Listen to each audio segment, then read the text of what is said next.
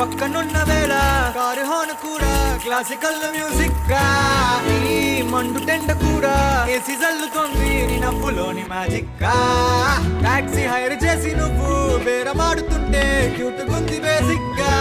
breaks వేసినప్పుడల్లా నీ బుక్క నన్ను తాకి సారీ చెప్పిన సుగా